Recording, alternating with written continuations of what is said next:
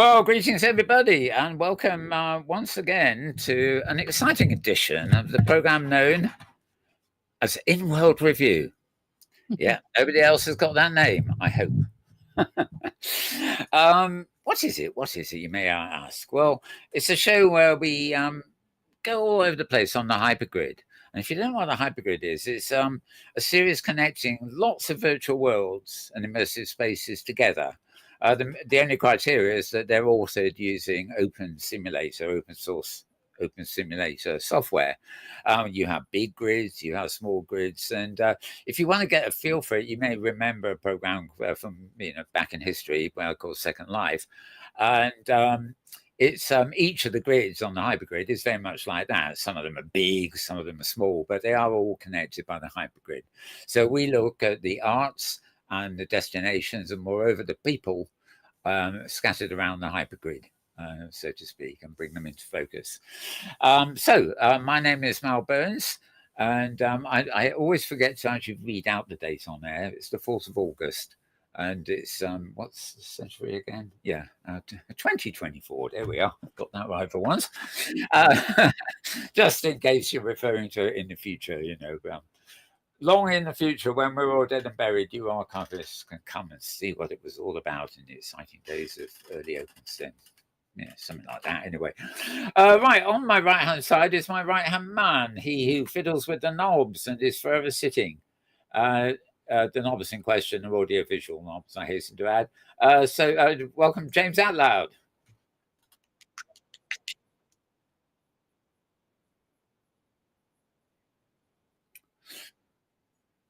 Oh, has that naughty HUD switched itself off by mistake?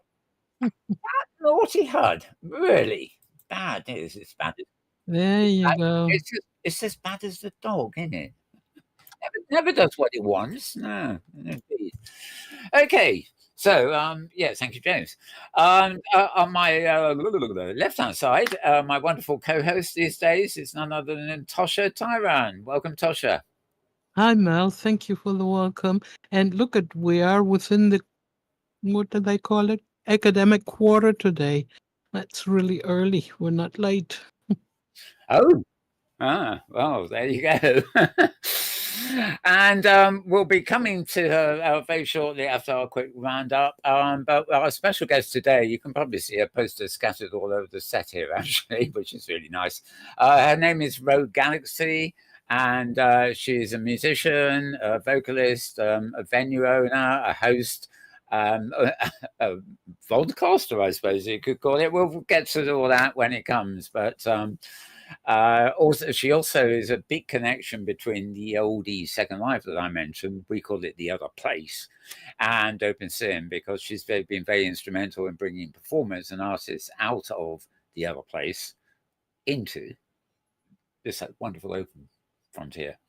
Anyway, we'll get to you in a few moments, Rogue, but meanwhile, welcome to the show. Thank you for having me. All right. So before we go get lost anywhere else, I need to switch folders again very, very quickly, don't I? Okay. Hypergrid Safari, which we're sort of closely connected with, as you probably know, we used to have Thursday as co-host, is not on, and it's about a month to go before it starts up again. But Thursday is still busy blogging a few times a week at her blog, which you'll find at hgsafari.blogspot.com. And I'm just going to go through the tabs I've got open here from this week. Well, actually from 2 weeks, because we weren't here last week, I'm afraid. 2 Sundays ago, she posted about Creonville here. Enjoying the season. I'll do what I normally do here, of course, and that is start the slideshow, and some quite good pictures from this stop. You can see there. As I said, Creonville is the name of it. You can read more about it on the Safari blog. I just gave you the address for, but this is just a sort of little teaser.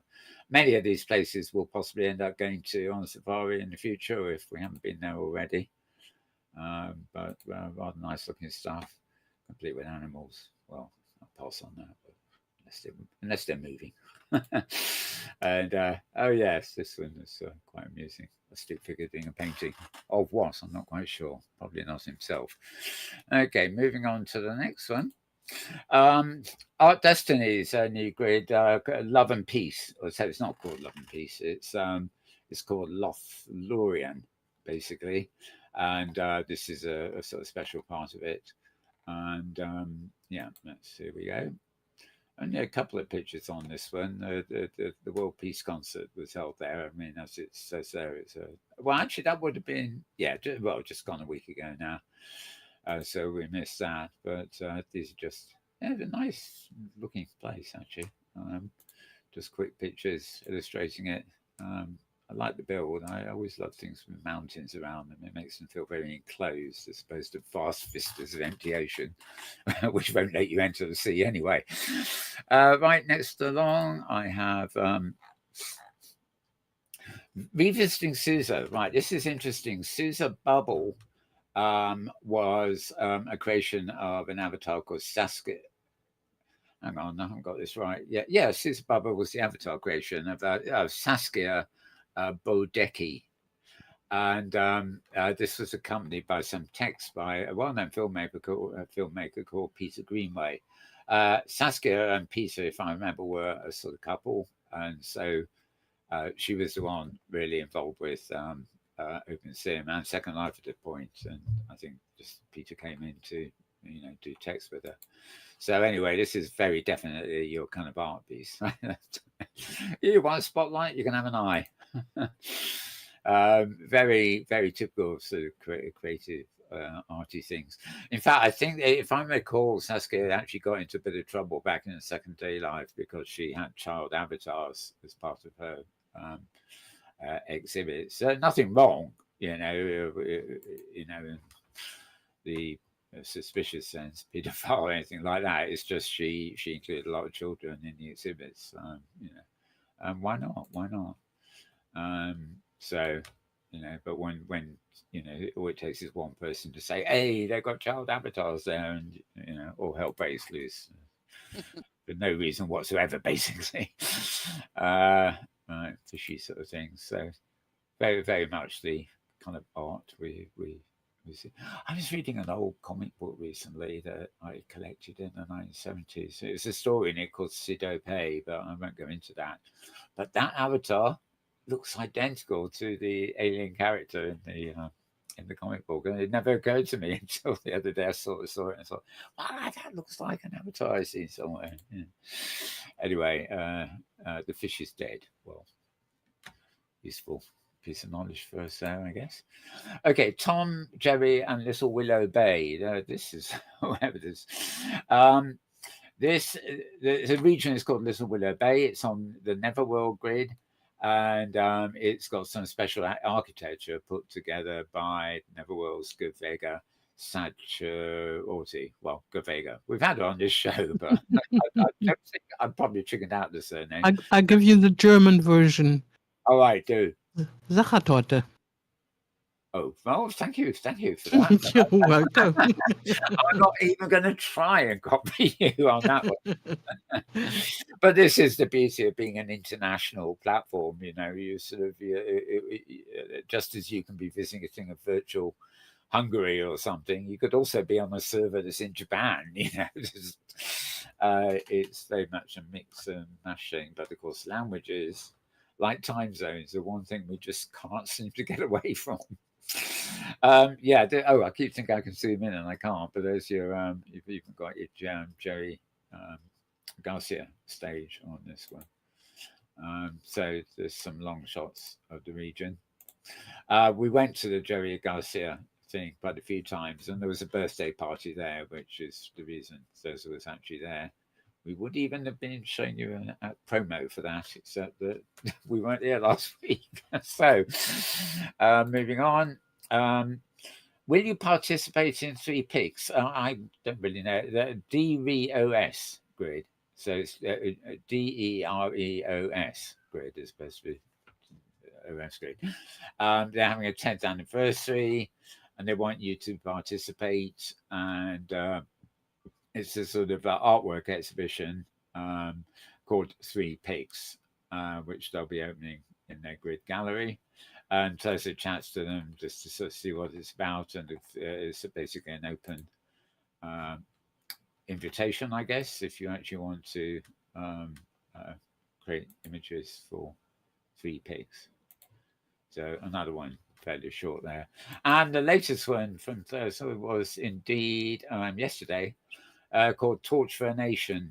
It's about a chap Marcel Mosswood. He lives and works in Indonesia, and he began in his second life. Oh, that place again, eh? In 2010. 6 years later, he discovered the flexibility of OpenSim, particularly for potential in creating education-friendly environments. And she has her own school grid called Sulubangsa. Shall I ask Tosha for the pronunciation of that? Yeah, it sounds like it might be Indian or Middle Eastern. Anyway, yeah, we got some nice pictures from this. It's a brand new sim. Apparently, Sosa's saying she works at the speed of light. You know, the time she took her to build all this is something that was, well, didn't take her long at all, apparently. But you find more in HG Safari blogspot.com to read about it. And here we go. Some of the animated architecture there. I think that is her herself. And Lebanon. Oh no, not Lebanon. Right, I don't know. I'm trying to get a hint of the actual language location there. That's a nice way of doing a platform, isn't it? Put a light bulb in the sky and put the ring around it. There's a lot of imagination there because it's just quite a small area there. Hello, where is it? There we are. Okay, journalist working about the rainforest. Again, I'm not exactly sure. It could be anywhere, couldn't it? Really. Okay. More different languages. Interlude. You get the idea. Some nice graphics there, anyway. But that's it. It's pretty much a wrap for this week. There, it's just the illustrated highlights from Thursday's blog, hgsafari.blogspot.com. So the intro's over, etc., and now we can dive into all our special features for this week, so to speak. And let me open it. I have a folder here called Rogue Galaxy. And I don't know where to start, of course. Welcome again, Rogue, to the show. And we've got quite a lot to discuss, of course, because I mentioned at the beginning, you're a host, you have venues, you're a musician yourself, and you name it. You've really got a lot, doing a lot. And also, as I also mentioned, you're really kind of a figure in the outreach of OpenSim to a certain rather more antiquated world, which we call the other place. I think we'll let down our hair today and actually mention Second Life by name, because otherwise we're going to get into a hell of a pickle.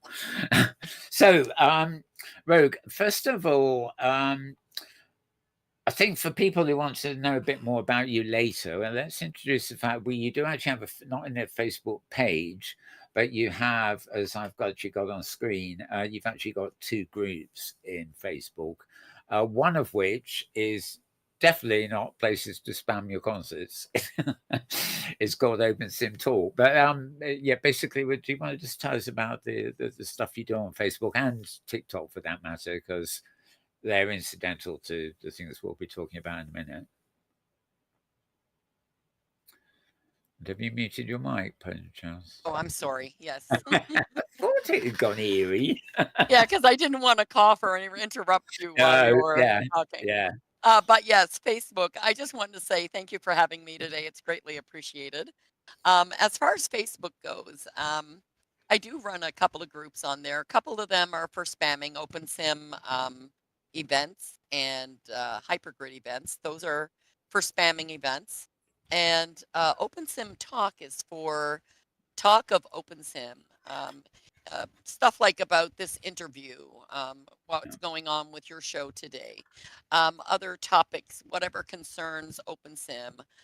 whatever updates they're working on, or anything that runs in the background. Because I hear there's talk about voice Vivox maybe leaving OpenSim, and so there's going to be Yeah. a lot of talk within that group, I think, um, about the development of new voice features, or if they're going to incorporate Discord voice, or how they're going to use that for Inworld. So yeah, I think having a group with no spam events, just Yeah. strictly for talk and development of OpenSim I mean, is there are a needed. few in Discord that are based the more serious dev sort of stuff and things like that. But Facebook, being Facebook, it is usually where people paste, sort of Absolutely. their latest dinner Yeah.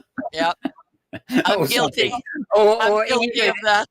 even posters advertising avatar events. Come Right. and see, come and see Vogue at Fred's Blues Club or something like that. But it's Right. sort of and I go down the list there, and I think, is there anything interesting that I need to clip for the show here, or is it just an ad for another venue and another performer?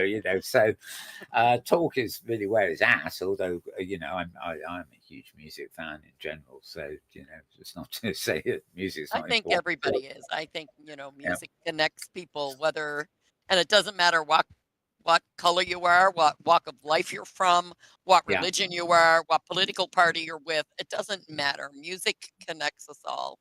And And indeed, it breaches language too. So it the does. It language bridges barrier is, language. It's very healing. It's just, yeah, I absolutely. love music. Yeah. I think we probably have similar tastes, judging by some of the videos I clipped earlier. Oh, I know that song. I know that song. What have you? Right. So, basically, your general presence is there on Facebook, of course, Yes, in those two groups, and of course your own. You're also known in Facebook as Rogue Parsons, rather than that's right. Rogue Yep. Galaxy. When I did a look, well, actually, it was in YouTube. I did a quick search for Rogue Galaxy, and much to my astonishment, I couldn't find any mention of you at all, or any artist who maybe done a video of you. Well, I found 1,001 links to a game called Open Sim Rogue Galaxy. Galaxy. Yeah. It was full of fanboys talking about the latest updates and patches. Oh my God.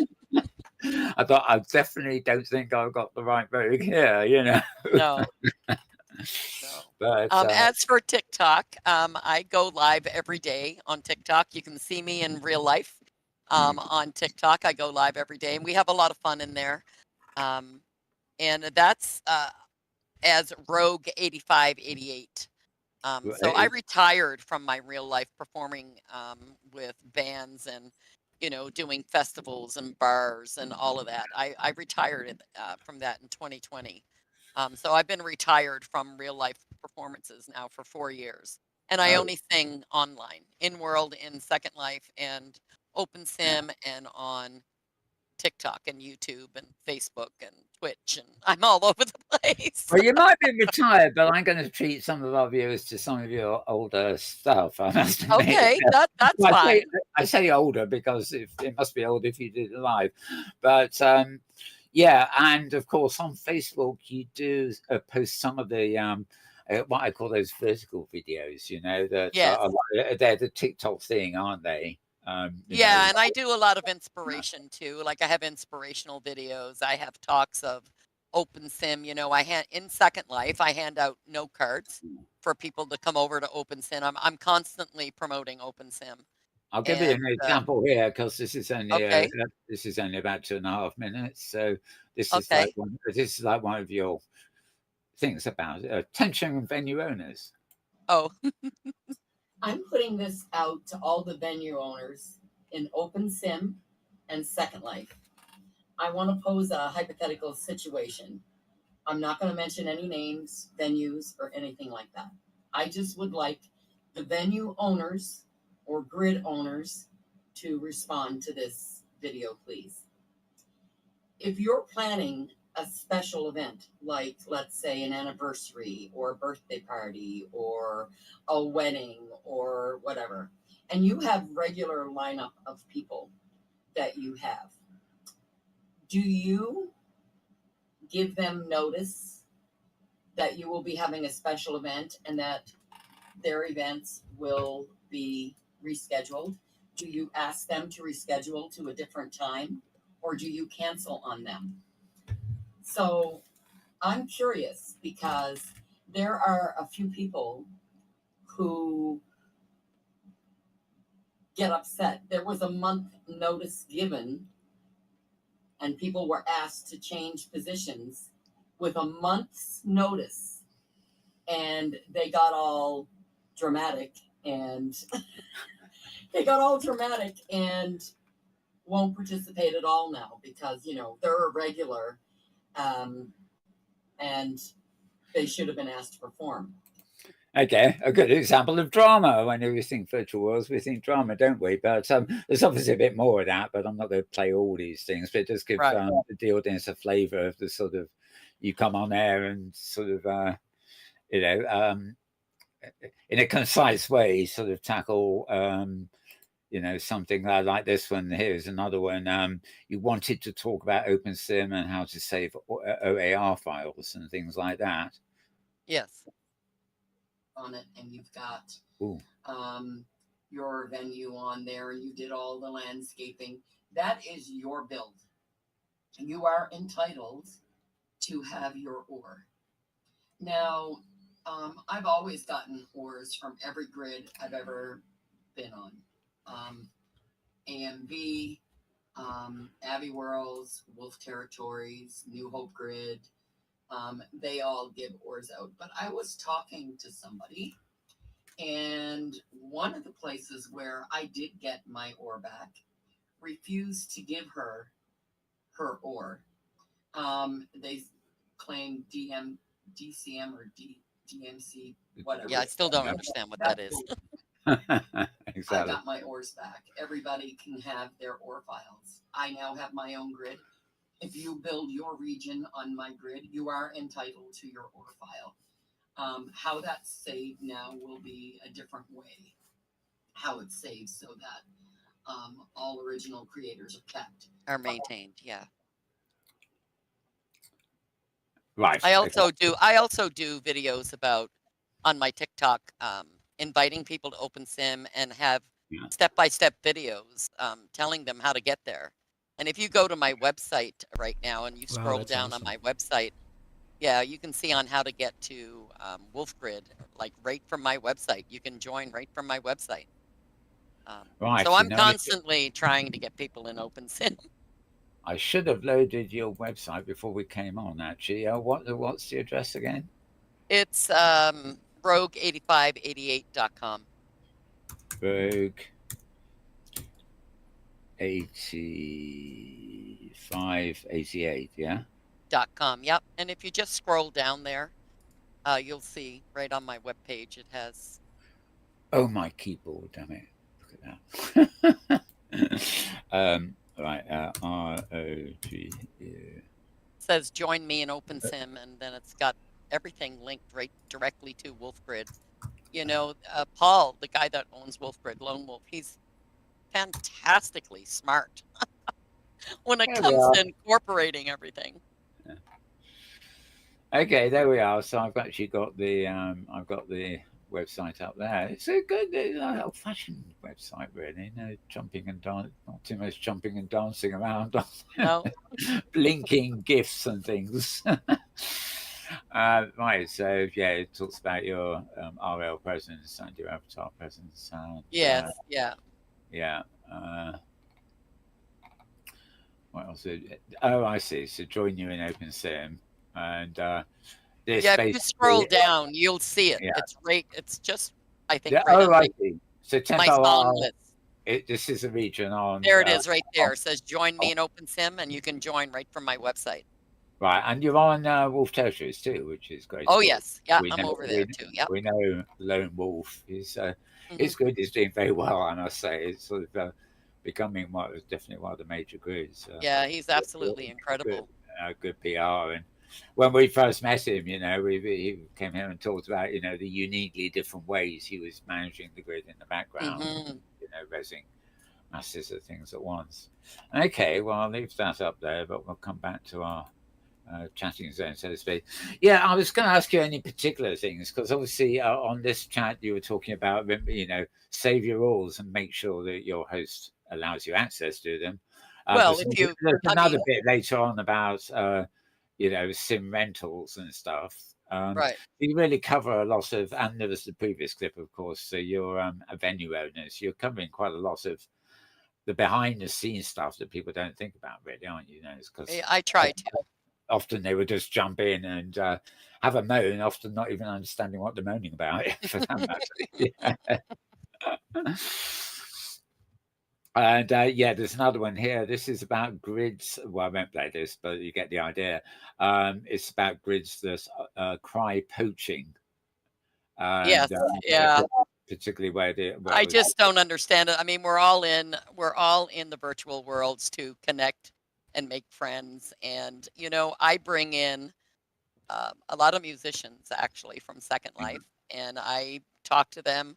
I mean, it took me 2 years, actually over 2 years, to get Katia Portugal to come over to OpenSim, but I finally got her here, and she's an amazing singer.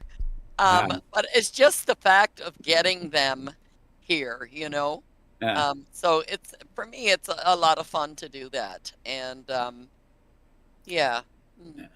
You're also friends, aren't you, with Jupiter Zori, who we've had on this show? Zori Jupiter, yeah. Exactly.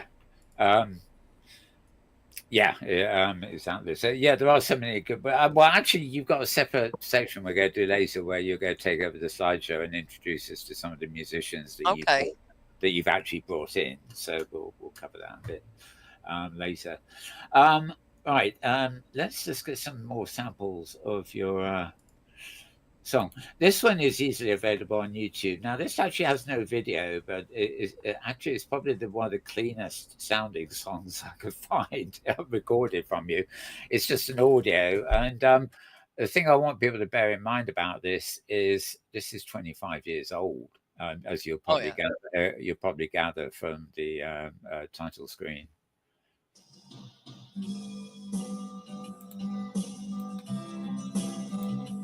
Oh, I see. It's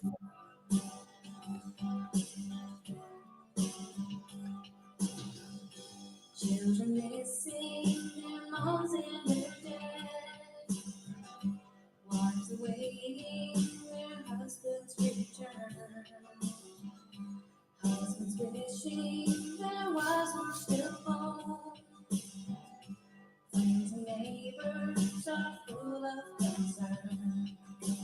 Gone are their smiles, in their faces a frown. Gone is the laughter that cannot be found. We are all angry, we all wonder why, how this could have started and made up the sky. Well, that's a lovely voice on that. So you know what? I do appreciate it was 25 years ago. But so I was just going to tell people that you'll notice it's Kathy Tunian here, which of course is your real name. Yep. Your performing name for the days when it was real world performance. Yep. That song is actually 34 years old. That song was written when the Gulf War was taking place. I've been in. Yeah. So I said, what did I say? Yeah, 25. Yeah, but it's 34 years old. Yeah. My daughter was just like 5 years old when I wrote that song, and I've been doing music for a long time. But that song, it was my very first song I ever wrote. That is an original that I wrote way back then. And since then, I've redone it. I'm not overly fond of how it was redone, so I'm going to redo it again. But I do love that song. It's a great song. Well, remember, it's probably the one that caught me most when I was going through stuff, but mainly because it's a direct audio recording and and whatever. But I mean, like you said to me, and I'm very much the same. Keep our religions and politics out of the virtual world. But I try to. You sometimes you find you can't, but I mean, I know. I think I always thought of like Second Life to a certain extent, certainly OpenSim now. It's like a new frontier, and you can do things that you can't do in real life. Right. There's a few things that you can't do there that you can do in real life or whatever. But it's it's nice to feel that you're part of a community of avatars, if you like. Although sadly in Second Life not the case anymore, Right. where politics and religions and stuff don't really come into it. The closest I get is when I visit. I don't know. What's her name? I can't, there's a lady who does big Egyptian type builds and mixes with science fiction. You know who I mean, Tosha. Oh, Probably. wow. I can't remember. I can't remember her name either now. I've gone blank. Anyway, Right out of the off. yeah, but for example, I would go to a sim and all the decoration is ethnic. And there's another one, Sunny, I think, and there's who did a couple of Africa bits that we visited fairly recently. Were you thinking Lunaria? Oh, that's it, Yeah. Lunaria, Yep. the first thing at the big build, yeah. Yeah, And then she's also- amazing. Yeah. But sort of builds that have an ethnic quality about them, and it's almost a way of preserving an old culture by creating it virtually. Right. And that's like archaeological sort of things, recreating the past. I like that for certainly. Yeah. And if there's a certain distance in time or whatever, you don't really think about the religions and politics. You think about the history and the actual culture, and sort of how beautiful those African fabrics are. And, Yeah, but frankly, you cannot really take politics out of your life because everything you do is politics, really, and your private life is politics. You cannot separate it because either it is filtered by the politics around you or what is being suggested to you as politics, or else because you are and you do, and I think it's impossible to take it off, I mean, I am absolutely in favor also not to be discussing politics all day long, though I am a sociologist and with and I love to discuss, and I also love to discuss politics, and I could do that without an end, but it's not necessary to do it all the time, and especially I think it's necessary to have places and spaces where you don't, Right. Yeah. but even thinking that it is necessary and good to have places where you don't discuss politics is a matter of a politic to do it, or don't do it. I see what you're getting at. Yeah. In a way, we're a bit hypocrites, really. I mean, frequently I'll be on with James or somebody after the show, and it's not out live anywhere. And guess what we're talking about? Stuff we probably won't want to be on air with, But yeah, we could get in some serious trouble. That's for sure. Which could indeed. That's At least right. we're fortunately we're agreed on some mutual trouble. Some stuff, yeah. I don't know. Let's play another little clip before we get around to this on the music side. This again is back in Isle. This is obviously a less good clip, because it's just from one mic somewhere. But this is another. I'm not a fan of heavy metal, but I do have a soft spot for Lynyrd Skynyrd. Some of those things, and this song called "Simple Man" that you've covered here is one of those ones. I replay Lynyrd Skynyrd doing concerts singing this song quite often, So we'll have a little bit of this. "Simple Man" it's called. The acoustic version. Yeah, and the harmonica. Yes, I play harmonica.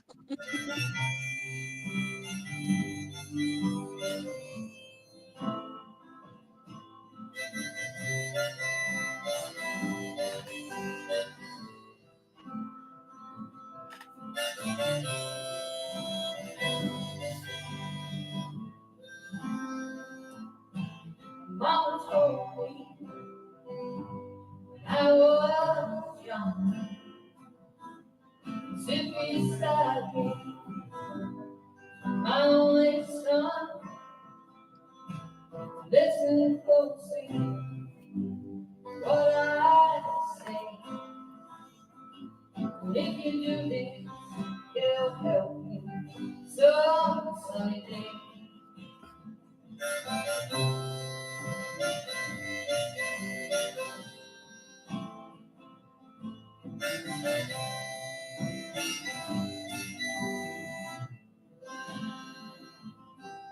Take your time, don't live too fast.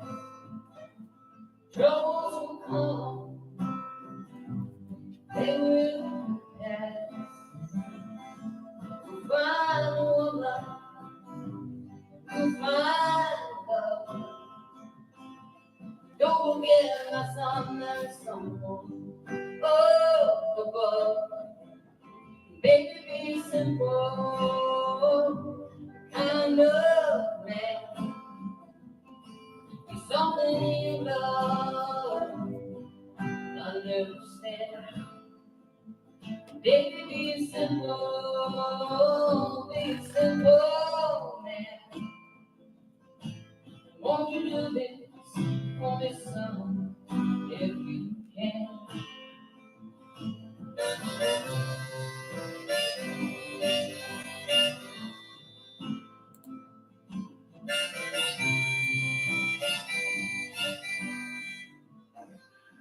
There we go. Fade that out slowly. But a wonderful song. But Well, that's lovely, really lovely. I Thank really you very like it. much, guys. That's Yeah. probably about 7 years old now, I think, probably. Mm. Yeah, I mean, It's great. So the power of that, when Skinner played, of course, is they've got three guitars. They have no problem playing it, even though it's not the original band mostly passed away, of course, in the plane crash. But I find acoustic covers makes more of a connection with people and hits their heart more, I find, when it's acoustic. Yeah, I like that too. I like unplugged. Yeah. And just because you have to for the acoustic, Yeah. for acoustical reasons, you have to be closer to the public. Right. You cannot be on a stage half a mile away, but you have to be right there, and that makes a special flavor. But I wanted to ask you one thing, Rogue. Were you or are you a professional musician? I mean, professional in that kind. You really sound very professional. But I mean, did you make your money with it? Did you gain your money with it also? Did you make a living of it? Yes, I did. Oh.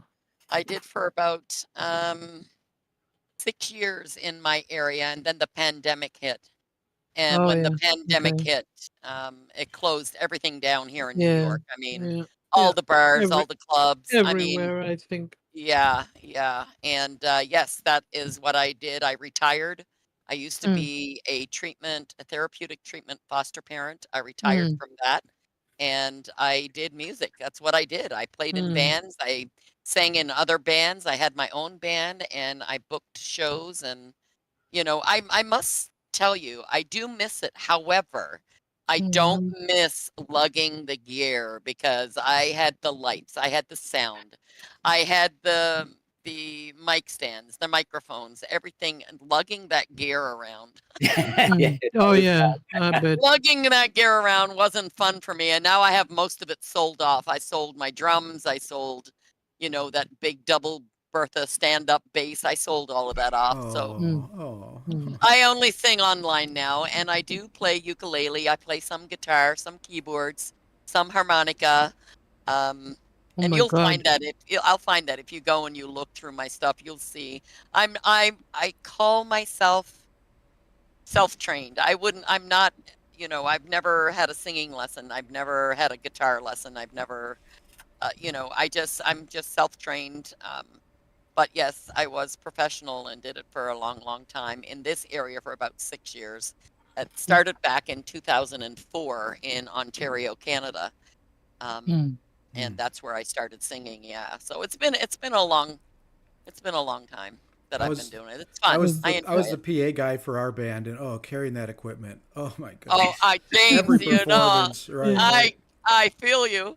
Right now, what I've done is I actually have a Bose system now, so that I can take, if I just wanted to go out with my ukulele and go busking somewhere, I can take this little Bose system, plug in, and away I go. You know what I mean? Excellent. It's not, Yeah. it's not Nice. something that's heavy or anything like that. Yeah. Well, you seem to be a very, very talented lady, I must say, especially if you say you haven't had any lessons, any, professional training. No, All the more talent you must have, thank you very much, Tasha. I appreciate that. It's a really very very odd. funny thing about Second Life through the place and down here as well. You suddenly get a lot of, shall we say, musicians of a certain age who it Yeah. can certainly, this medium is made for us really.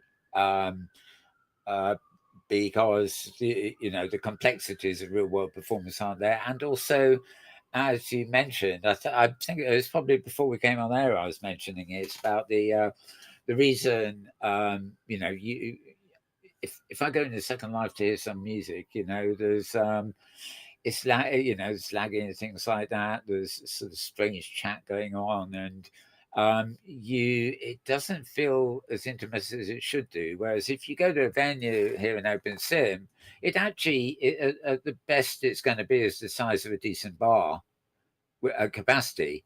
Yes, And and it's that also, intimacy is here. yes, Yeah. it very much is here. That's why I'm trying to bring more musicians here, because the connections you have with people in Second Life, say, like I sing in Second Life. Don't get me wrong, I love it there, but the connections are superficial. The connections are, you don't really know the people, but I find here in OpenSim, like I will host an open mic every once in a while, and people will come in with their guitars, and it's acoustic, and people sit around a campfire and will play their guitars, or they'll come to, an open mic at my cafe, one of my cafes, and they'll, Yeah. come in and sing. And it's very personable. I mean, you sit down and you're there to sit, relax, and listen to some good music. You know what I mean? And you Mm. make connections that way, Yeah. Okay, before we depart, well, we won't be leaving the music behind at all, but this unfortunately is a very sort of, I guess it's like a phone shot video or something. This is another classic song, House in New Orleans, of course. But Oh, you told me before you came on that this is your stage. You had that this is the built stage that is for you. out. Yes, sir. It's like That in your back garden kind of it's thing? in Or? my backyard. Yep, that stage was built for me for my 50th birthday. It's yeah, well, it just looks great. I mean, you got the backdrop and the fairy lights and stuff. Was this a particular occasion, or was it? I mean, obviously, you invited people there for the gig, but was it Yeah, to celebrate? no, I just set up the bows and the congas and all of that stuff, and we would have like a potluck and music. So my friends who play music would come. They'd bring a dish to pass. We'd have a campfire, and we just set up on the stage and sing and play our music. It was fun. How fun. That sounds fun, yeah. And I certainly approve of your choice in cover songs. I know you did a Stevie Nicks cover song on one of the clips, but I can't find it for love of money. But Yeah, I this, do many of her songs. I love yeah. her.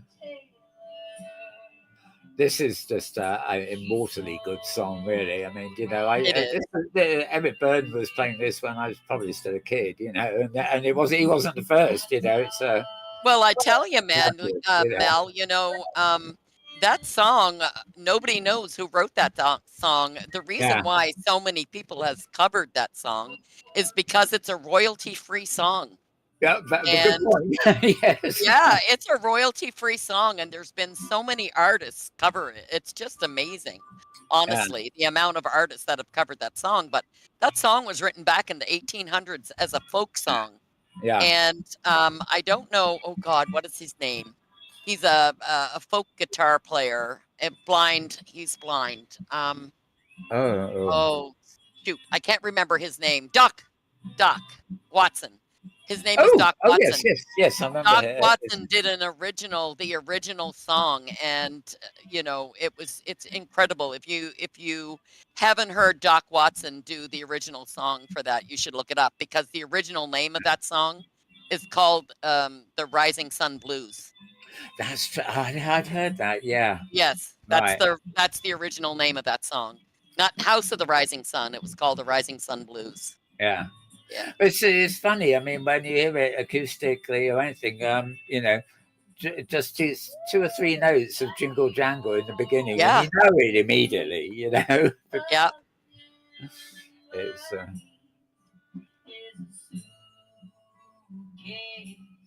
Well, I'm the sound isn't as bad as it could have been.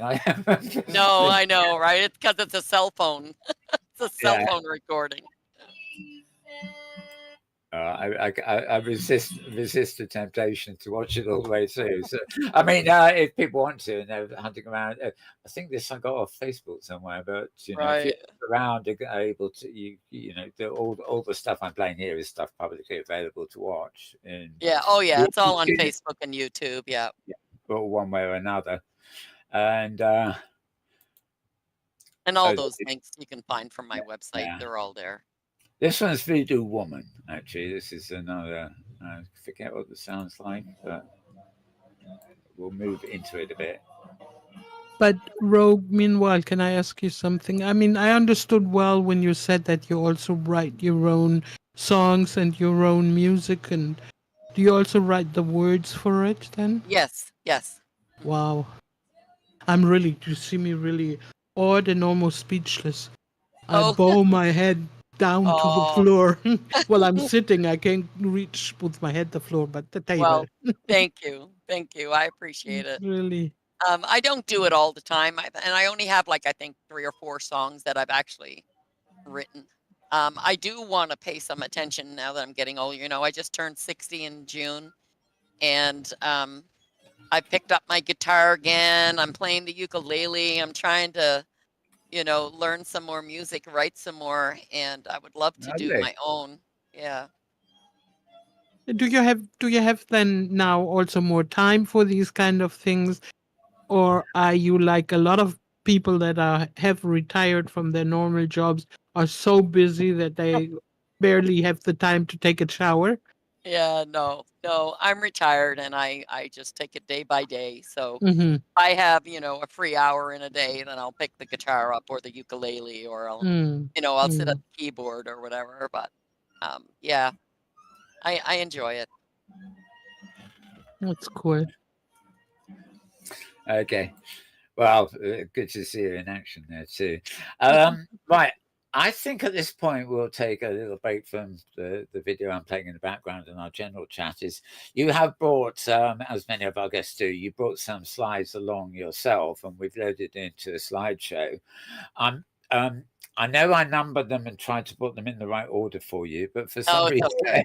for some reason it goes a bit berserk. But basically, you know what they are anyway. Most of the slides are actually featuring artists that you brought from probably Second Life into OpenSim. So you're going to talk a little bit about them. So it'd be like a presentation. So what I'll do now is you know how to operate it.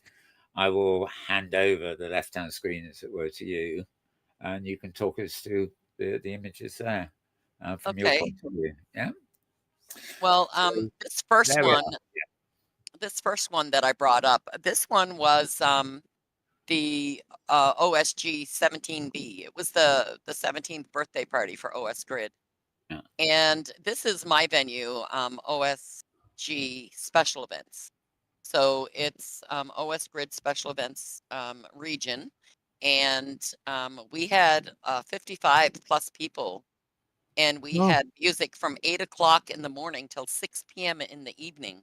Oh my gosh. Very, very well attended. And it was just the amount of support for these musicians that came in was absolutely incredible.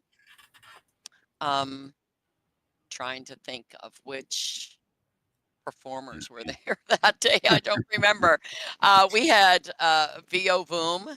That's VO Voom right there. He came in and he did some music on that way. I've had Rice Tyler.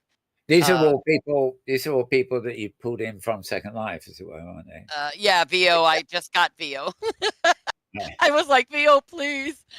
So he did come over. VO is a singer-songwriter, acoustic guitar player. Fantastic, fantastic player.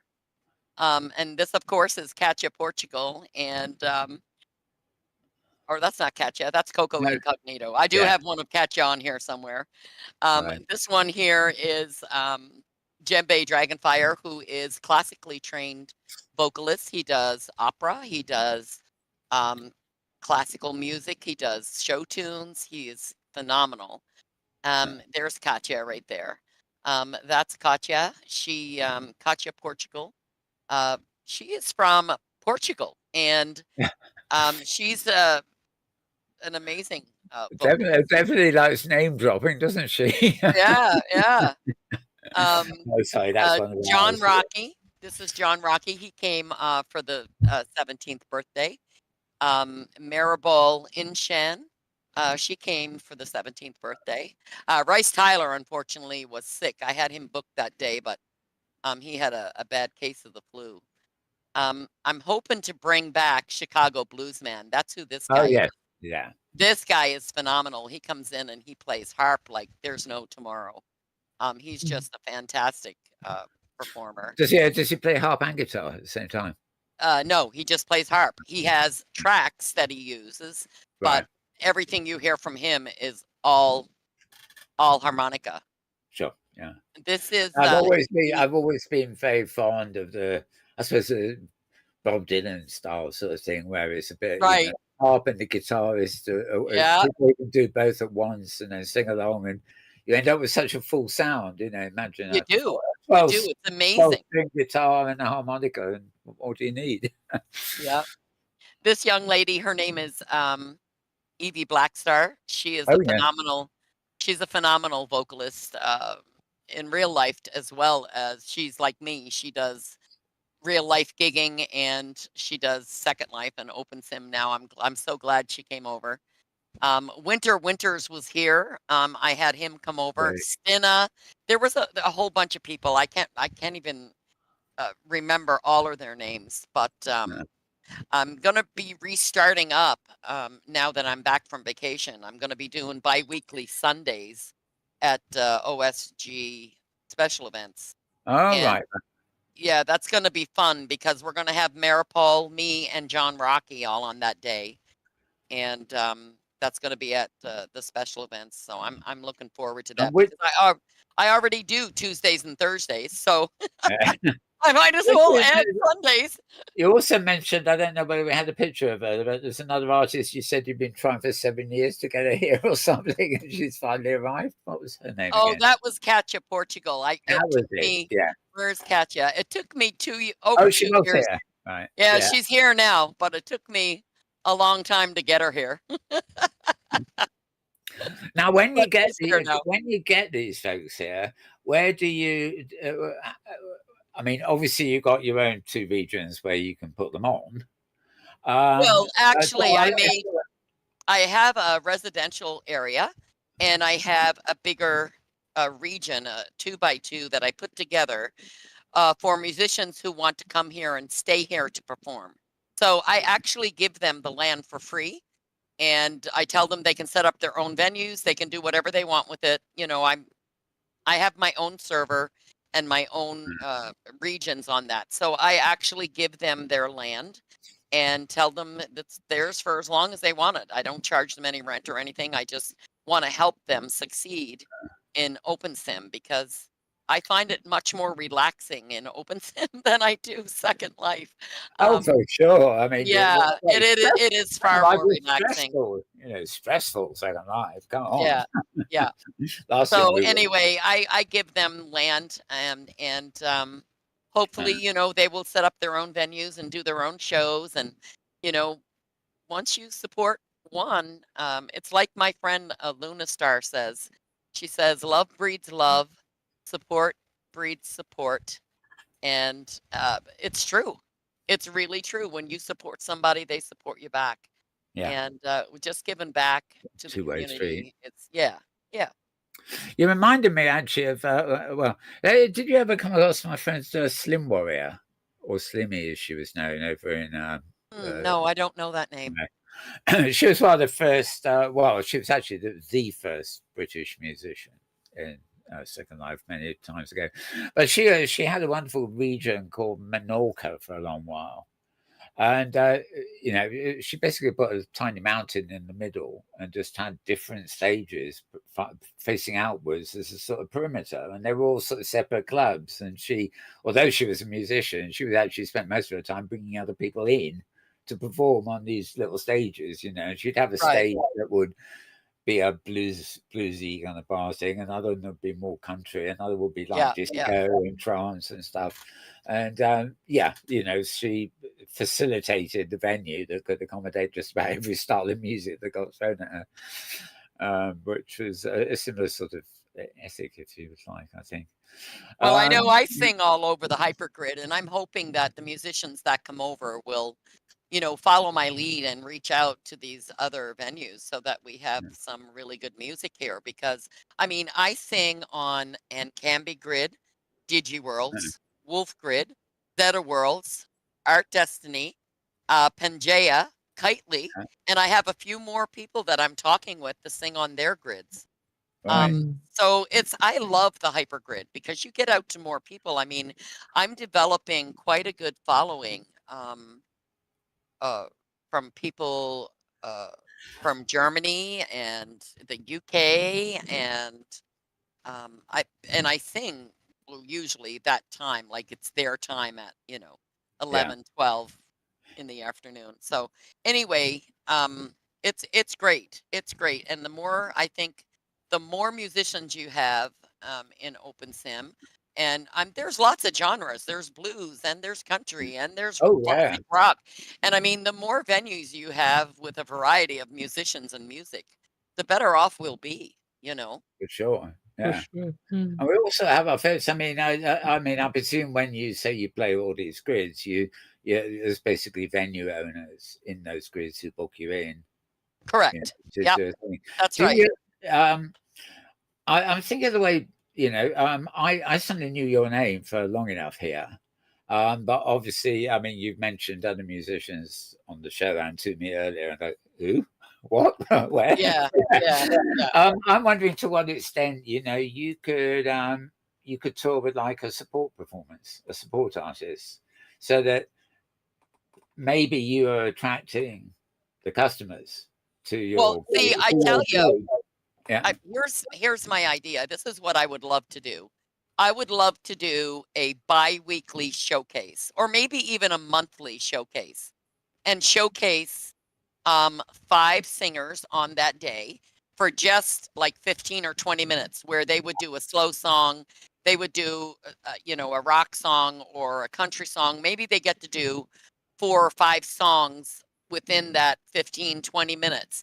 And invite all the grid owners, all the venue owners, and everything like that to come and listen to them, because there are so many talented people Inworld. Oh my goodness, it's mind-boggling to me, the amount of talent Inworld. It's crazy. And we were talking earlier about the intimacy in real life, but equally not just the clubs, but like the music and the round idea. Yeah, we actually have a TV program called Later in Britain in season, and it's on the BBC. But there's a host, he plays piano, introduces a band, they play one number, then the cameras swoop around to another stage, film another band, and it's got maybe 12 that's cool. Yeah, and you can tell there's a live audience in there, and as the show goes on, they get less stiff and they get more animated. And you go, I think it's always wonderful when I see a shot on TV of one band who sitting there looking at another band, joining in, clapping and bouncing up and down. You think, that's their competition, but really, at the end of the day, they're just bopping away. Yeah, that's right. To the competition. So the atmosphere in that kind of thing is very good. Maybe we should build a second line. I'm sorry, an OpenSim. Right. OpenSim venue that has stages in the round. In fact, I think the OS Fest people did that last year. They had they had 4 stages, and the audience bit was in the middle, and one stage Yeah, that's finished, and then it switched to another. It wasn't yeah. very Yeah. well conducted, I'm afraid, but it was a good idea for sure. hmm But right, we've got through all the slides now, haven't we? So I think so. Yeah. yeah. Okay, let's have a look. Now, oh yeah, this is another film which is 10 minutes. It just talking about how you get ready, right, for a show. My own personal shows that I do in OpenSim and Second Life. It is a process, and it takes a little bit of a while. So if you bear with me, I'm going to start with the first things that I do. So at least 3 to 4 hours. I've been known to do it only an hour or two, but I try always at least to 3 to 4 hours before my show. And that's to go to if it's in OpenSimWorld, I go to opensimworld.com and I do my ads. So just a moment. So here I know what this is. Okay. OpenSimWorld. I'm going to click on my profile and scroll down. And this is where I do all my promotions. So today I'm at Wolfpack. So I'm going to grab, first thing I want to do is post it to the front page on my profile. The second thing I'm going to do is grab my Wolf profile, which is here, right there. That is the poster I made. And then I'm going to copy and paste my regular advertising. Just a moment. I'm sorry if this is a little bit blurry, but this is where I paste it. So once I do that, I'm going to make sure that check mark is posted so that it goes on the front page of OpenSimWorld. And then I'm just going to click post it to profile. And there it is. It's on the main page. Click on the OpenSimWorld, and it's right on the main page of OpenSimWorld. Yeah, I'm trying to teach people, like everybody that's new that comes over. I try to teach them how to advertise their shows on OpenSimWorld. Advertising I do. So once I have that done, I pop over to. Yeah, that clip seemed obvious after what we were talking about with bringing performers and things like that. Yeah, I have a folder actually for new musicians that come here, right, and how to promote their shows. So I show them all of that. I give them all the Facebook groups that I'm in that I promote to. I give them a folder that explains how to list their regions, their events, and everything on OpenSimWorld. Yeah. And like I try step by step to teach them so that they will get used to it and find it easy. So, sure. Yeah. Do you use it? I mean, you obviously use Facebook too, and you use I do, yep. OpenSimWorld, and obviously you pass that message on. Well, I use WeMe, I use OpenSim City. There's a bunch of places that I use to go and post. And do you post to all these services prior to every gig? You know, yes, all of them, or just, I do. Yep. That's hard work. So I see what you mean about the number of hours. Because I mean, I scout around for news and information all the while, but I mean, I hardly ever go to MeWe anymore. And there's one you just mentioned. I don't think even where it is or what it is. Sort of. I don't know whether it was a lot of us were put off by MeWe, but it's still going. I know that. But so really, you've got when you introduce people to coming in world, you're not only showing them how to perform and set themselves up in. Right. I just try to help them. Like I even have a folder with shops for heads and bodies and clothes and anything that they might need. I have a folder with all of that in it that I hand out to new people that are coming over. And if they need help and they're finding it difficult, I will literally take the time and go with them and show them where to get the stuff and how to do it. And yeah. Back in the days of Second Life, I was very much the same, you know. I really disliked, even when Second Life was good, I really disliked the, what do we call them, the default landing places for newbies. Oh, I know. So I was always make sure I had somewhere, whether it's on a region of my own or somewhere like a bit of Chilbird, right? use. And I would always, if I was trying to get a friend or somebody to come in and try it, I was really make sure the hard work was to give them a gentle landing. Right. I lost a couple of people's avatars because they had a nice landing, and I took them to see. I think it was actually a music concert. It might have been something else, but there were lots of people in the room. Right. And she sort of was looking at it a bit like a cartoon, I suppose, and thinking how great it was. Well, I just know that It suddenly clicked that all these cartoons she was mixing with were real people, and she panicked. She was out of there in a second. She panicked because she couldn't conceive. She couldn't equate the vision of the avatars with the fact that it's real human operators. It's something that went blank, and I've heard that in other cases too. It's a psychological jump people don't always seem willing to take. Right. I think for me, when I first came to Second Life was in November of 2006. So I've been in Second Life for 18 years. I'm still there. I still sing. I have land there. I do my thing over there. And I do it here too, but I'm more in OpenSim than when I came to OpenSim, it was just 4 years ago. I didn't even know OpenSim existed. And since I've come here, I've learned so much more about building and decorating and saving an inventory file and an ore file. And I didn't know any of that in Second Life. And if the people in Second Life only knew that everything that they ever created, not necessarily built, maybe they bought things and built a beautiful region with the trees they bought and buildings and grasses and stuff like that, that it could be saved. I think they would be shocked. Because I'm going to tell you, over the past 18 years in Second Life, I've spent thousands of dollars in Second Life, thousands over the past 18 years. And since coming here to OpenSim, it's a big eye opener in the difference in everything. It's a culture shock. And I've learned to do so much more in OpenSim than I ever did. Like, I'm lucky I can build a box. Honestly, I can't build, but I love to decorate. I love to go out and shop and pick up things and design, my regions or design whatever. I love to do that. It's a lot of fun for me. Yeah. Yeah. So that's another thing I like about OpenSim.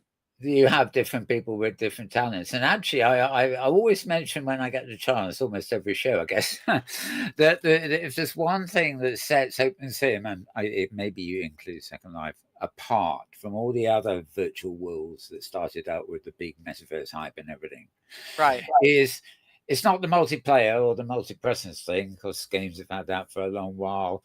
It's not being able to talk and stuff like that. It's the fact that in real time, you can be on a server somewhere in the world with other people, and you can collaborate with them in real time. Yeah. The example I give is I can res a box, right? And I can use a tool to make it a bit wonky, right? Right. I go, oh, that's a nice wonky shape. So then I give the permissions to somebody next to me and say, you're good at textures, aren't you? Can you texture this thing for me? Exactly. They can take over. Yep. And so on and so forth down maybe quite a complex chain. Now, there is no other virtual world out there that you can do. Doesn't. No. You've got your VR chat's got some wonderful places now and things like that. But I've never actually been in a situation where that complete collaboration exists. Right. Other than in OpenSim, and I must confess, Second Life, which is I know. Well, it pioneered it all, really, didn't it? So I follow a lot of news and stuff, and I really get fed up with links to sort of, come and see our metaverse, as if it's something they possess, or oh yes, you can come here and see a concert. Look, that famous rock star's got an appallingly bad cartoon, hasn't he? Yeah. You can't go up to the stage. You've got to view it on a screen, and this is the big thing, the first ever concert in the virtual world. Like hell it is, I mean, they're still at it. Yeah. We've got another comment, Mel, on YouTube. And Oh yeah. Bloom Peters is watching and has commented about Oh, Bloom. Hi, Bloom. made much more money on OpenSim than on Second Life. Partly Right. because Yeah. OpenSim Yeah, I've has heard lower that too. costs. Yeah. I've heard that too. Yep. Yeah, I mean, I think that's great. if you've got 20 people in an audience, I just pulled that out of a hat, and they are used to tipping so much. And remember, you can take tips via PayPal and things. It's not just because we haven't got a fixed currency. Absolutely. Absolutely. The same number of people can pay you the same amount of That's money right. in, Yeah. in Second Life, and they can do the same in OpenSim. Well, and- I know for me, I try to pay every single musician that I hire. yeah, If I'm making it in Second Life, I'm paying it out in OpenSim. That's how I do my virtual concerts. I'm Right. making it, and I'm forking it out because it's my peace and my enjoyment. So I don't mind doing that at all. Yeah, well, just getting your priorities straight, basically, isn't it? Yeah. Whichever. What goes in one hand goes out the other. To what extent do these do artists, when you bring them in for the first time, sort of is how do I get paid the first question? I pay them via PayPal. Yeah. I don't Globits. Some regions have Globits. Oh yeah, Globits is not very reliable, and so I don't use Globits, and I won't accept Globits. Now Podex, on the other hand, is very reliable, and not only that, but you can put Podex on any grid or any region. yeah. And you can also cash out just like you can in Second Life. So, Podex is pretty up there in my books. It's pretty reliable. But I normally I made all of these tip jars, and I don't know if most musicians in OpenSim use my tip jars because it has the actual PayPal script in it that was made by Kayaker. Kayaker gave me a full term script to use in my tip boards, and that's what I hand out to. It's like it goes to PayPal me, doesn't it, with your name on it? And no, it actually goes direct to my PayPal account. It has that's what I mean. You put your PayPal email address in the script, and then it goes right to your Paypal. Right. It's a great gadget that it's another thing they started that he wrote. PayPal me, and it does. Yeah, I have that as well. Yeah. Now I was just wondering because it's a lot of people obviously think everything should be free in OpenSim, which is not the case. Although the community and the sharing stuff does work out, but you get the classic problems of you go to see somebody's picked up a house from the Linda Kelly warehouse that. Hundreds of grids have got their own copy of the same warehouse, and it's full of freebies. But you got that. They look at this house I found. I said, yeah, I've seen that around a few million times. Yeah, but Mel, that is one of the things I really appreciate and I really love about OpenSim, that you share things, and so many people are willing to share and are able to share, and I love that. I love, for example, that I go to some grid that I've never been before, and all of a sudden I see something that I made. It may not even have my name on it anymore, and I don't care. But of course, I recognize it because I made it. And I think that's just really wonderful, and it pleases me that people appreciate that. I think if you go back to the roots of commerce or whatever like that, back to even before trade and barter, sharing was an economic system. I mean, maybe it wasn't written in stone, but people would share their potatoes with somebody, and then that somebody would share their carrots, right. that kind of thing. And so, maybe even the price. It's funny, we were talking about this with Fair Share the other day, but even the price need not be set. It's the goodwill thing. And whether you felt obliged to share in return or not was, I suppose it was just a social norm that if you were the beneficiary of other people, then you would also be their beneficiary with stuff that you do. And I think that's the way it is in OpenSim, really. mostly, even though you don't benefit at that very moment, but you benefit of the, that kind of climate, this thing what they propagate everywhere, sharing is caring, and that's so, because at the moment you might not get anything for I don't know, for the house I built and all the furniture I made. Right. But there are some other times I ask somebody, hey, I'm horrible at scripting. Can you give me a hand? And I always find somebody, to do Yeah. that and stuff like that. I think that's really quite wonderful.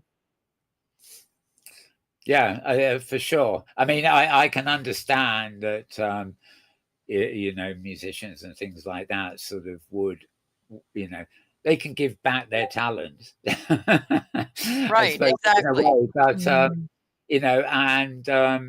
when you start using PayPal, you're moving away from the tokens That's into right. That's right. actual currency. And, I imagine it's down to the people. Some, especially younger musicians, Right. they're still new in life. They want to get every buck they can, not because they're greedy, but because they have a hard time getting money for Oh their. yeah, I That's think right. that's true too. When when you have somebody like a musician or something, I think it's good when they get paid in some way or the other. But I the agree people too, of because Pangea, for example, told me that they use to have what do you call it? These collection things, or they collect Tip the jar. collection. money. Well, Tip with jar. PayPal, I guess. Yeah, a tip jar. And they they say that the musicians that act there normally really get more money than when they act in Second Life for a fixed fee, Yeah, yeah. or fixed salary. That Mhm. is really cool. That's always been a key. I remember from Second Life that took me back a bit, because the tip jar thing. Back in the good old days, should we say? You go to a venue and nobody said you have to tip 100 lindens or 50 lindens or 1,000 lindens. It was just there.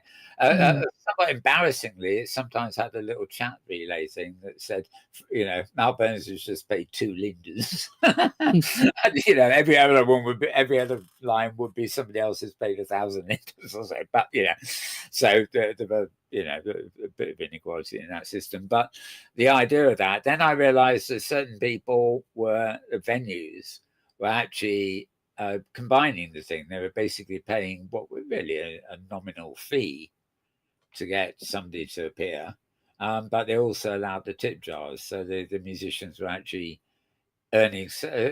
It's like they've been guaranteed a little bit just to be there, and then if they were popular, they were earning quite a lot through the tip jar system.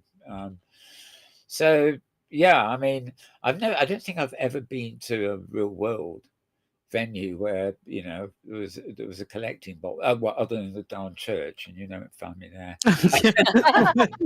Well, but the collection plate, but that idea. but Mel, you have the same system practically in restaurants and True. bars where you leave a tip. If that is so, and that is, if the waiter or the waitress behave well and they're nice, then they get more tips. I Right. don't like so much that system because these people normally get very low pay also, Mhm. and they're depending on it, And I remember, not talking about politics, but reading about that in the Spanish um, the Spanish Republic, or the anarchist republic, that there was a time before the Spanish War started, I think, 37 or something like that. There was the first thing they quit was tips in a restaurant and the shoe shiners. So everybody had to shine his damn shoes himself, and the tipping was just nothing anymore. So the waiters and waitresses got a, salary that they could live off, And I Yeah. always admired that, really. But at the same time, I think here with the tipping, yeah, it is like that, because there's practically, or it's difficult to have a different way, Right. You cannot charge the entry fees and stuff like that, you know, or it's difficult anyways. So that I think is all right, but in real life, I think it's quite a different matter. Yeah. Well, sad to say, we're sort of we've got about 7 minutes left before we've got to the 90 minutes, boss. We just started it. We did start a bit late, but there you go. There's a hungry wolf around here somewhere that really it usually makes its presence known because it wants feeding. 90 minutes is it's a long stretch without food. I can see the wolf popping his head through the curtain under your side. Yeah, I see him over there. I haven't actually heard him yet, but it's about the time he sort of perks up and lets us know he wants dinner. That's right. But Ooh, there he is. I knew it was going to come. Yeah, I just had a hunch that it was about overdue. Okay, boy, we'll be with you in 5 minutes to give you your dinner. It won't be me.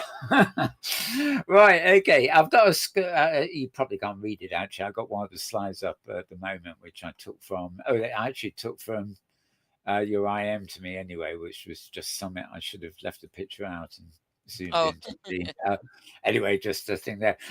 Before we go, though, I've got right up here we are. I've got this. This is actually still shot, oddly enough, from a video. I think it was on Facebook. That's why it looks a bit blurred. I didn't realize it was a video, and I just took the shot. But there's a couple of ones that go with it. This one, which that's my home. That's Parsons Creek. Exactly. So I thought my house is right on the creek. We've been to everywhere on this show, but not yet Parsons Creek. So that's your house. Do you live in? Is that right? It's your. Are you? It's on OS Grid. Yep. Yeah. Is it a bit like your real house, or do you take the attitude? Oh no! I should explain to you. We retired. Okay, to the foothills of the Adirondack. So we bought 120 acres of forest, and we built in the middle of it. We built a small 385 square foot one-room cabin, and we have a huge 36 by 48 pole barn with a loft. That's how we live. We don't have a house. We have a tiny home cabin and a pole barn. That's it. And the loft is where your air conditioner was, yeah? But the loft is where my air conditioner. Well, we have 3 air conditioners, two in the loft. One blows right on me, and one in the cabin. But the cabin is just a cute little one-room cabin. It's beautiful. It sounds idyllic. It's very quiet here. You know how quiet it is, Mal? You can hear the pine needles hit the ground. That's how quiet it is here. No just peaceful. Pollution, no pollution, traffic. No, it's just very peaceful. And is that where you built? We saw it earlier with the House of the Rising Sun, the stage. Is that at the back? Yes, that stage is out. That's out in the backyard by the side of the pole barn. Yep. All right. Yep. Well, wonderful. So, I suppose what we're seeing here is giving us a flavor. That's my dream house. They got the woods. It just looks lovely. So. It sounds like you got a real world dream house. Yeah. In many ways, but this is obviously a sort of more slicker, just a more expensive version, I guess. Yeah. But yes, I'll have to come over to the region and take some actual film, actually. Yeah, you're more than welcome to come over anytime. Yeah. Actually, I see those are almost the same shots. So we couldn't leave without seeing where you live. Oh. And so this is Parsons. Hang on, it's called Parsons Creek, and it's on OS Grid. Yep, that's my home. It's right here on OS Grid, so it's just it's on OS Grid, and it's just a personal region that I split into 4 parcels. So there's 4 1/4 sims, and I have friends on there with me. They're developing their own land and doing their own thing. But So you're building a little virtual community which mirrors your really? Yes. Yeah. Lovely. Well, I try. Lovely. We're going to have you come back. I mean, there's a million things to talk about here.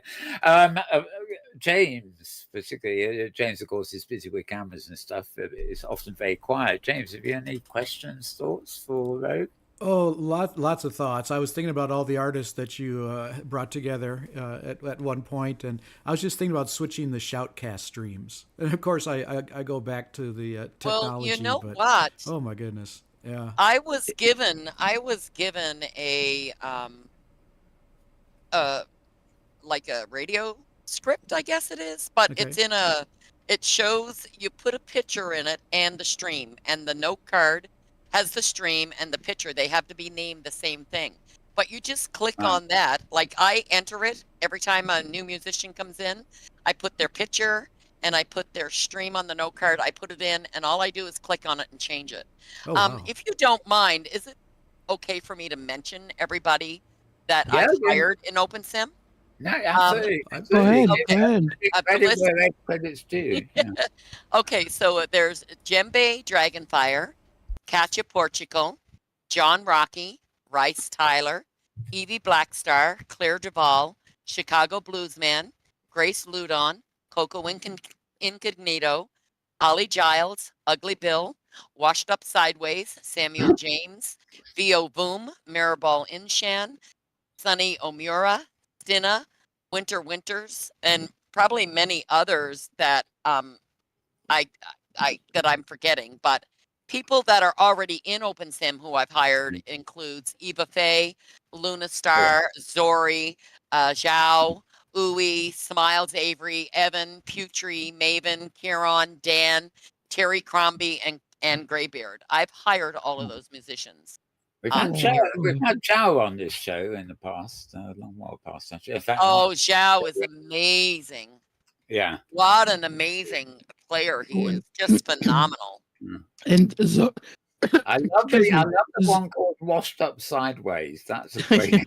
That's a great. Have you ever heard him? No, I Oh my God, Mel. The guy, He's got to be a blues guy, surely. he is a Yeah. blues guy, and he plays guitar. He plays electric guitar, slide, he does it all. And he even develops and creates his own tracks. So he will lay down the drums, he will lay down the bass, and then he'll play live guitar over it. It's he's phenomenal. He's absolutely wonderful. If you haven't heard him and you're free sometime, I have him. He comes to, I think is on Tuesdays. No, he's on Mondays over on Wolfgrid. Right. He's on Mondays over on Wolfgrid. I have him over there, but he's absolutely So fantastic. do you list him in your adverts in Facebook and? Oh yeah, I put them all. I put all the adverts on OpenSim. Well, and I've Facebook. actually made sure this morning that I'm following your feed, so I will see all the Okay. places that the gigs Okay. coming up. And if you like, I can send you my events through Discord if you want, just so that you know when they come up, or I can invite you to my server. Like I have my own server too, and I have over 100 people on my server, and I let all the musicians share their events in their channel too. Right, I think I'm under. This is the Rogue Tribe, is it? The Vibe Tribe, yeah.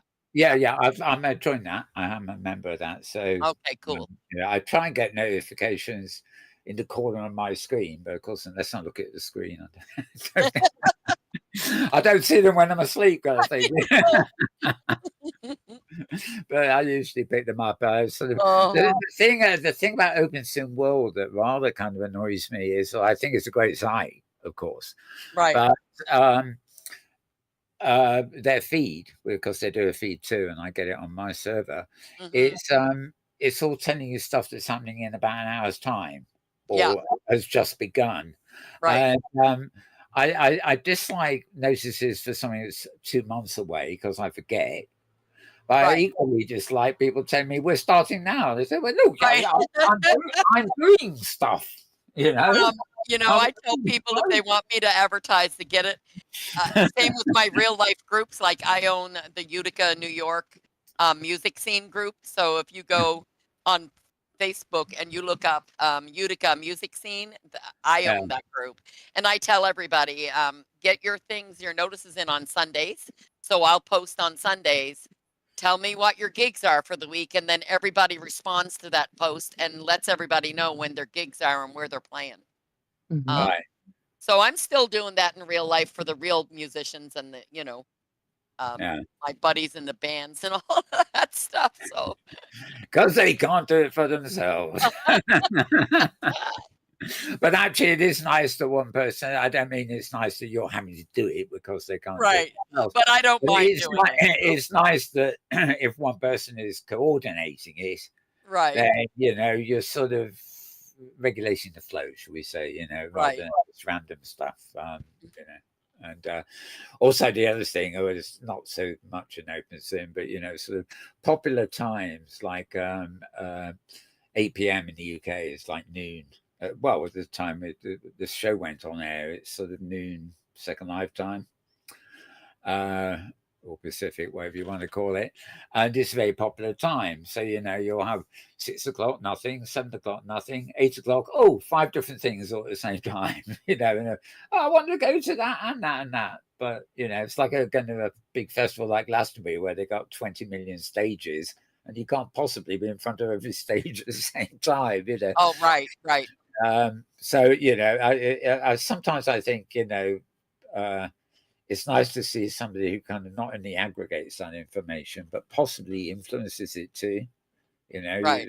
Somebody who says, well, hey, your 8 o'clock, your noon gig is so good, but you're colliding with 5 others. Whereas if you went an hour earlier, there's no collision, and because a lot of people, including this show, for a long time, I'd come on with this show and I get a group notice coming up while I was on air saying, come over now, Right. the other, So actually, no, I'm in the middle of a show. And if you know me, it's the same time every week and has been for about the Right. last century. But, it's because a lot of people, one of the few criticisms of OpenSim, obviously not a view, is that people land and they don't know where to go. Right. I know a couple of people who sort of I gave them the landmark of the studio probably or something, Right. which is OS Grid, right? They looked at the what's on and everything else, but what they didn't realize was everything they were trying to look at was only on OS Grid.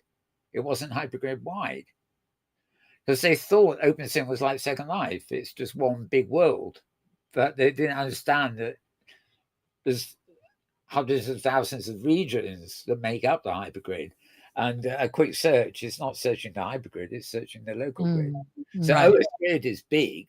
Right. So it creates the illusion of being a bit like Second Life. But, I'm not going to find a blues club on the Great Canadian Grid by going into searching OS Right. Grid. So one of the things I have to actually often tell people again and again is that the hypergrid is not one grid. It's not a grid called the hypergrid. It's hundreds of thousands of grids. And that's what I try to explain to people, that OpenSim is a community of hundreds of different grids owned by different people that are all hypergridable, which means you can jump or hop to the next grid.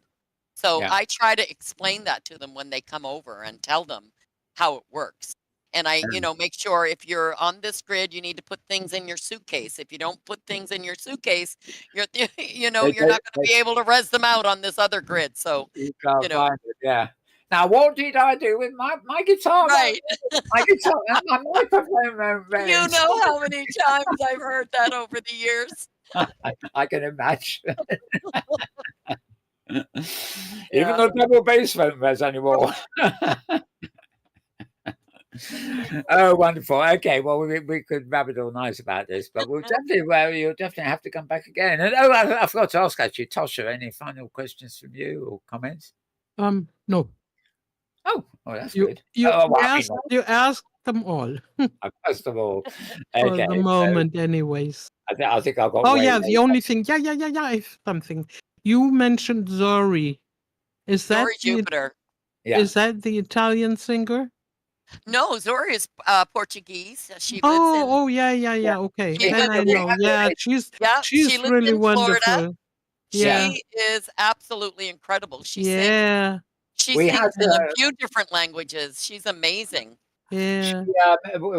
We operate a thing called Hypergrid International Expo, which is mostly European countries at the moment.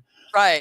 But the last one we had, well, the last two we had, it's a highlight of, it's more of a talk and art sort of thing. But we had a few Yeah. performers, and Zori was, Oh, she's she's like amazing. number one on the bill. Yes, And I she was remember we had her here, no? Didn't we? Yeah. And she's ideal for something like that because she deliberately set about choosing songs from all sorts of different languages to convey. She does. She's incredible. She's just incredible. to convey. I adore her, and like I have had people say, make comments to me like, Rogue, you're the only person I know that is not afraid to bring in other musicians who are just as good, if not better than you. And you know what? I'm not a trained singer, a trained vocalist. I'm just somebody that likes music. And if I'm out listening to music and I hear somebody that's good, you're damn right I'm going to try to get them and support them and make them known to other people. I would never not do that. That is not in my nature. My nature is to be sure that people hear these good singers. Like, I'm just, I'm just not like that. I'm not competitive. I don't enter contests. I don't do anything like that. I want people to hear good music from experienced, talented people. That's very cool. Yeah. Yeah, and we get to a certain, you get to a certain point too where even people who've been very competitive most of their lives sort of start chilling out, and right.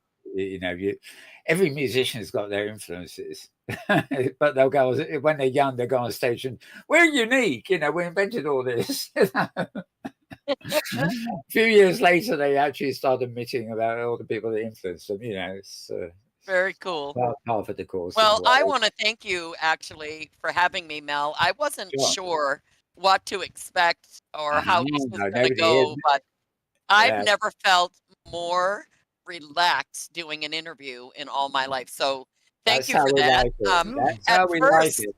Yeah, at first I was a little nervous thinking, well, what kind of questions are they going to ask? This was just like sitting down, having a cup of tea with some friends, talking about a common interest. I absolutely love the style of your show. So I am following you now on YouTube, and I'm going to go check out the rest of your videos. Probably not all of them today, but I'm going to check out some of them. Yeah, you'll be there, if you get, I mean, if other people feel every week, if other people feel as relaxed as I do here, like, I don't know what to say. I'm in awe. I'm very relaxed. I'm at ease, and I love it. I didn't feel like I was put on the spot or anything. So thank you for having me and making me feel so comfortable. It's nice to hear that. We do get that a lot, but I'm so pleased, because the last thing we want is a sort of stiff sort of, interview. I think a few people come in here a little nervous and say that, but normally they go out relaxed and they have a good time. That is what I like about this show so much also, and why I contribute, because it's so relaxed and it's so nice, nobody looks at how you talk or what you say, it's really cool. Well, we've been on here almost 2 hours, you guys. The lead up time as well. It's 90 minutes, so we're a bit over time anyway. So it's time to wrap up. But as I say, it's been wonderful having you here. Vogue. There's a new one. You're in Vogue, Rogue. Sorry. Can't resist. So everybody, thank you to our wonderful guest, Rogue Parsons or Rogue Galaxy, or, well, I'll just do those two. Rogue 85, 88, whoever you are, Rogue. And also fiddling with all knobs and everything else. Thank you, of course, to James Atlloud. Thank you, James. Oh, sure thing, Mal. It's great. And thank you to my wonderful co-host these days, Tosha Ryran. Thank you, Tosha. It was nice meeting you welcome. guys. Yeah. And I go do the usual bit, aren't I? My sign out thing. Now, what is it again? Yeah. I'm going to wish you all a very good morning, a very good afternoon, a very good evening, or indeed a good tomorrow, depending on wherever and whenever you are. And it's a wrap.